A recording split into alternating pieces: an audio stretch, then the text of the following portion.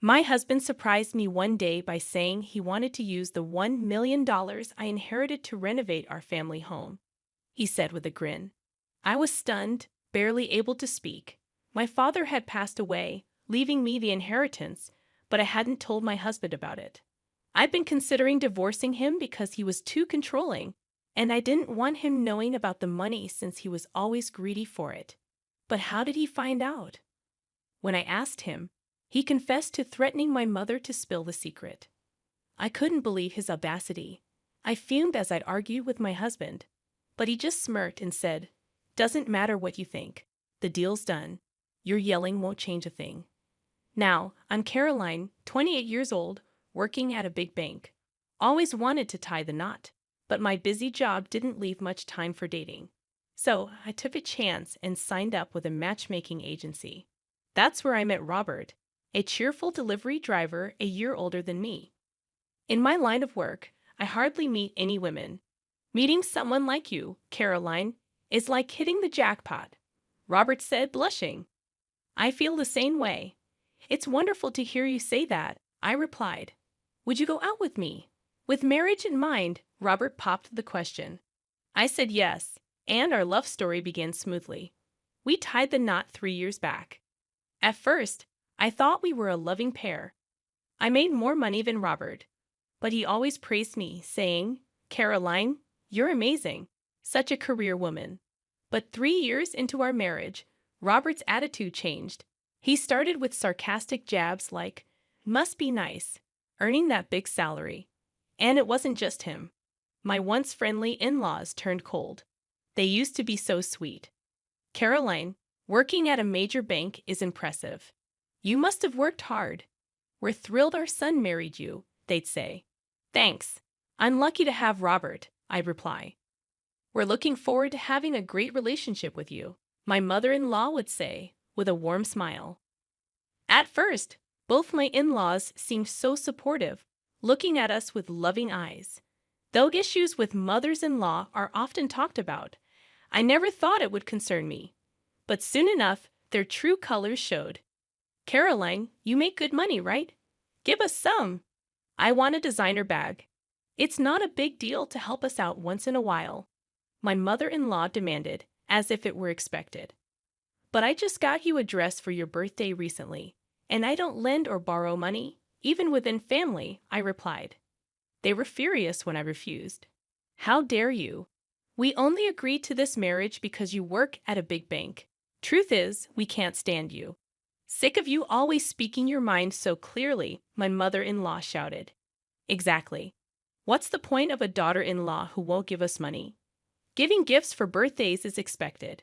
We're telling you to hand over cash. Even after we've asked so many times, you still won't give in." "You're the worst daughter-in-law," my father-in-law scolded, backing up his wife. Robert simply nodded along with his parents' harsh words and didn't stand up for me. To add to that, he often splurged on takeout and expensive furniture without consulting me, saying, "You make good money, so this should be fine." It wouldn't have been a problem if he used his own earnings, but his salary couldn't cover it all, leaving me to foot the bill. With the constant mistreatment from Robert and his parents, divorce started seeming like the only way out. Since we didn't have kids yet, I felt the decision wasn't as complicated, so I began preparing for the divorce. When I brought up the topic to Robert, he'd avoided it and refused to confront the situation. "Divorce? I'm too tired today. I'm going to bed," he'd brush it off. "Wait, Robert. We need to seriously discuss this today," I'd insist. But he'd ignore me and quickly retreat to the bedroom, persistently avoiding the conversation. I got a call from my mom during that time. "Hi, Mom. What's going on?" "Listen carefully. It's about your dad." According to her, a recent checkup revealed that my father was sick and needed urgent hospitalization. "Got it. I'll head to the hospital right away," I said, rushing to prepare. As I was getting ready to leave, Robert asked where I was going, and I explained about my dad's situation. But he just replied with a nonchalant Disappointed by Robert's lack of concern, especially considering it was about his father-in-law, I focused on going to the hospital without paying him any more mind. When I got there, I joined my mom to hear the doctor's diagnosis. Turns out my dad had cancer, and his time was limited. Both Mom and I were stunned. We debated whether to tell him the truth about his condition, but knowing he'd want to be fully informed, we decided to be honest with him. Returning home devastated, I was met with Robert's insensitive question, "Back from your dad's hospital, huh? How bad is it?" Despite my anger at his tone, I shared the grim news about my father. His response was callous. "Oh, weren't you talking about divorce? If you want to stress out your already ailing father with our divorce, I'm up for it any time." His despicable comment plummeted my feelings for him even lower. But I didn't want to burden my father further. Despite Robert's smug claims about being ready for divorce, whenever we discussed it, he seemed even more pleased. With my workload and a desire to avoid divorce discussions, I focused on being there for my father. Avoiding the topic of divorce seemed like a victory to Robert, worsening his attitude. "So, what about your dad's inheritance? How much are we talking about? I'm his son-in-law, so I should get a share, right?" "Can't wait?" Robert asked eagerly. "That's ridiculous. My dad is still alive.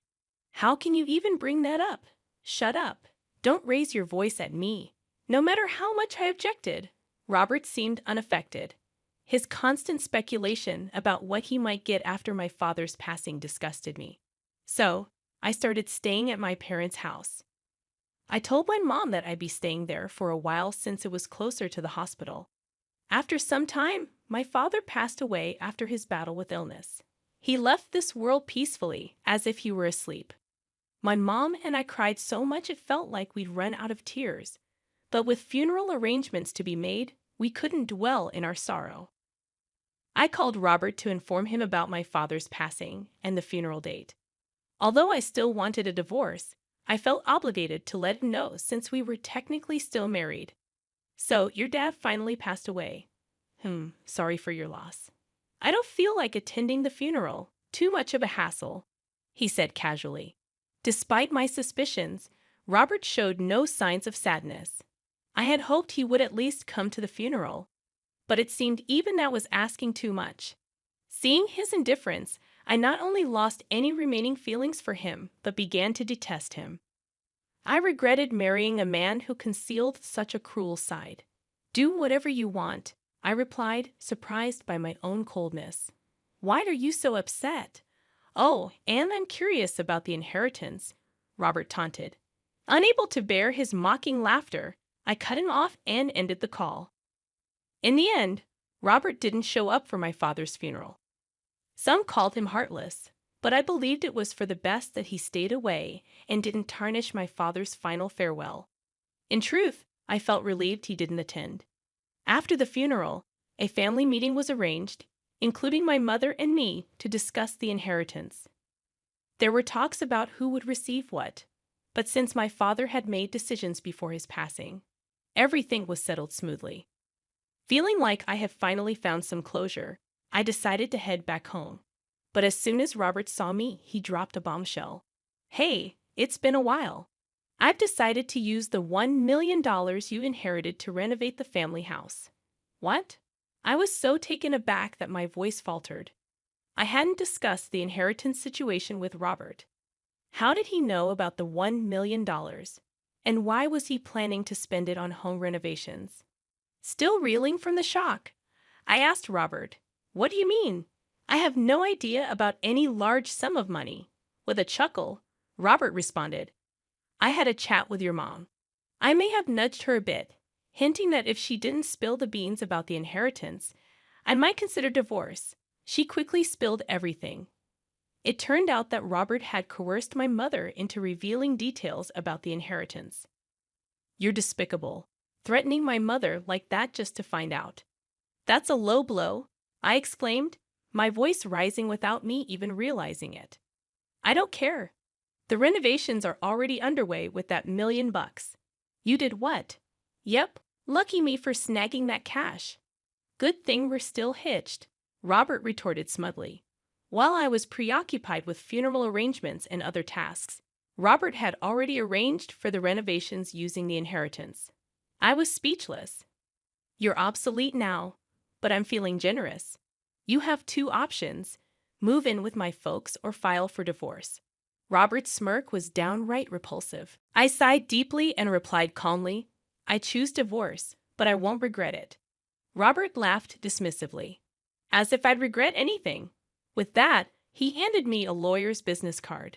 From now on, we'll handle everything through this lawyer. And don't forget to transfer the inheritance to my account, he added. Silently, I packed my belongings and left. Even as I walked out the door, Robert kept reminding me, don't forget about the inheritance. When I recounted everything to my mother, she seemed taken aback. She hadn't realized how strained things were between Robert and me. She also apologized for divulging details about the inheritance to Robert. It's all right, Mom. I should have told you everything. But Robert threatening you is the worst part. I reassured her, then asked if I could stay at our family home until I found a new place. She readily agreed. The following day, my phone buzzed incessantly with calls from Robert, all of which I ignored. Eventually, Robert showed up at my parents' house, ringing the doorbell persistently and causing a commotion. Despite my attempts to ignore him, Robert refused to leave and continued to shout loudly outside. Hey, open the door. I know you're in there.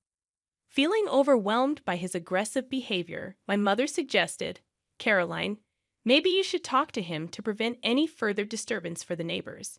It might not lead to anything productive, but if things escalate, we'll call the police. All right, I understand, I replied reluctantly. With Robert showing no signs of leaving, I reluctantly opened the door partially, leaving the security chain latched. This is getting out of hand, Caroline. When are you transferring that $1 million? I can't afford the renovations without it, Robert shouted, attempting to shake the door and break the chain. Remaining calm, I responded to Robert. It's under consideration. Confused by my reply, Robert looked puzzled and asked, What do you mean, under consideration? I confronted him with the truth, saying, What I inherited was my father's vacation house. It's not in cash, so I can't transfer it to you. Robert's eyes widened in shock. But then, I had something that surprised me too. How did you manage to secure a $1 million renovation contract? Usually, they wouldn't agree without proof of funds. Well, I have a relative who owns a construction company. I mentioned I'd be receiving $1 million soon, so they skipped the usual checks, Robert explained, looking stunned. If that's the case, remember when I warned you before we decided to divorce? I reminded him. I did warn you properly. You've got to be kidding me. I already paid a deposit of $3,000. I planned to pay the rest in installments, but now I can't. What am I supposed to do? Robert panicked, continuing to fuss. The wife's property is the husband's too, right? Even if it's not in cash.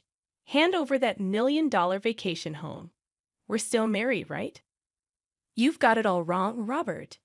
Inherited property isn't shared, it's solely mine. Not a cent goes to you.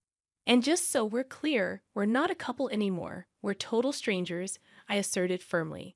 Upon hearing this, Robert's expression shifted from despair to rage, his face turning beet red as he began screaming louder than ever. Stop playing games. I'm calling off the divorce. Give me the inheritance right now, he demanded, attempting to grab me through the door gap. Witnessing the altercation, my mother swiftly dialed the police. Robert withdrew his arm upon hearing her on the phone, but then smirked unexpectedly. I'm done with you, he sneered before fleeing the scene. After he left, the police arrived. While the doorbell camera footage seemed to suggest action would be taken, the officers advised me to prioritize my safety and to avoid engaging with Robert in the future, regardless of the circumstances. They instructed me to keep the doors locked and, if necessary, pretend I wasn't home. 3 days later, I received another call from the police regarding the documentation concerning my father's real estate. When I returned to my parents' house after divorcing Robert, I had put the real estate documents in my bag, only to discover they had vanished. Upon being informed that the documents were found, I headed to the police station where Robert was unexpectedly present. To my shock, It turned out that Robert was the thief who stole the documents. As I demanded an explanation, exasperated, Robert wore a sullen expression and muttered, "You thought there might be cash in my bag since I inherited $1 million, right? So when you went through my stuff, you stumbled upon some important-looking documents related to the inheritance and decided to take them." Robert explained that he hadn't examined the documents closely at the time. It was only after learning from me that the $1 million wasn't in cash, but a vacation house that he realized the documents he took were the property title of that house. Later, Robert, assuming that selling the property title would convert the inheritance into cash, took it to a real estate agent, accompanied by my in-laws, to initiate the selling process. However, upon my arrival, the realtor informed me that since the title was still in my father's name, they couldn't proceed with the sale. As the inheritance division discussion had just taken place, I was in the process of finding a notary to transfer the title to my name. Even if the inheritance had been finalized, the property would still be under my name, making it difficult for Robert to sell it without my consent. In frustration, I demanded that they purchase the property since it belonged to my father-in-law. Their response was to call the police on me, likely due to Robert's aggressive behavior, which raised suspicion among the employees. As I stood in shock, Robert began making absurd claims to the police officer. "I was just trying to sell it on her behalf. I didn't steal anything. I haven't done anything wrong. Please let me go," he pleaded, contradicting his earlier admission of taking the documents. Remaining composed, I clarified to the officer, "That's not true. I didn't ask him to sell anything. He stole it on his own. Plus, the documents he took were just copies, not the originals. Even if he tried, he couldn't have sold them." "You set me up. Don't play games with me," Robert shouted furiously, spitting in anger. I responded icily, "What are you even talking about? You stole on your own, and now all you do is spout nonsense. Just face the consequences of your criminal actions."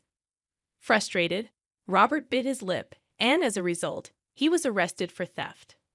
With news of Robert's arrest and the loss of the $3,000 deposit broadcasted, my in-laws, now exposed as the parents of a criminal, were compelled to relocate from their town. Later, they seemed to hold a grudge against the real estate agency that reported Robert, resorting to making harassing calls and spreading rumors. The real estate agency, understandably outraged, filed a lawsuit against them for obstructing business and attempted fraud, as they had tried to sell property they didn't own. To avoid a court case, my in-laws had to pay a significant amount in damages. In their desperation, they reached out to me for help. "Caroline, please. We used up our savings for the deposit, and now we're in debt to pay the settlement." My ex-mother-in-law's voice trembled with urgency, but I felt no sympathy. "Why are you asking me for help? I'm divorced from Robert, and as far as I'm concerned, you're strangers to me now." I responded firmly. She pleaded, "You're wealthy, aren't you? Can't you spare some money? We'll pay you back, I promise." "I don't believe that for a second. I'm ending this call. Don't contact me again," I replied coldly, before hanging up and blocking both their numbers. Robert's number had been blocked long ago. Knowing Robert knew where my parents lived, I decided to sell our family home and moved with my mother for safety. As for the $1 million vacation house, I put it back on the market, and it sold without any issues. Now my mother and I live peacefully, cherishing the memories of my father.